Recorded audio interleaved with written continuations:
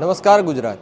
અમે અત્યારે ગાંધીનગરમાં છીએ અને પાછળના દ્રશ્ય બતાવવાનો પ્રયત્ન કરું કે જ્યાં પાટીદાર ચિંતન શિબિરનું આયોજન કરવામાં આવ્યું છે. પાટીદાર સમાજના આગેવાનો અત્યારે અહીંયા પહોંચી ગયા છે. વિવિધ મુદ્દાને લઈને અહીંયા ચર્ચાઓ કરવામાં આવશે અને ખાસ કયા પ્રકારની ચર્ચાઓ એ તો અહીંયા જે મિટિંગો થશે એ મિટિંગો પણ કરવામાં આવશે. સાથે સાથે પાટીદાર આગેવાન અનેક જે ઉપસ્થિત અહીંયા જોવા મળી રહ્યા છે. સાથે સાથે આંદોલન વખતે જે ચહેરાઓ ઉભરીને આવ્યા હતા એ બધા જ લોકો અહીંયા અત્યારે જોવા મળી રહ્યા છે. ખાસ કરીને રેશમાબેન છે. રેશમાબેન સાથે વાત કરીએ. બેન, આજે ચિંતન શિબિરનું આયોજન કરવામાં આવ્યું છે, કયા કયા મુદ્દાઓ હશે?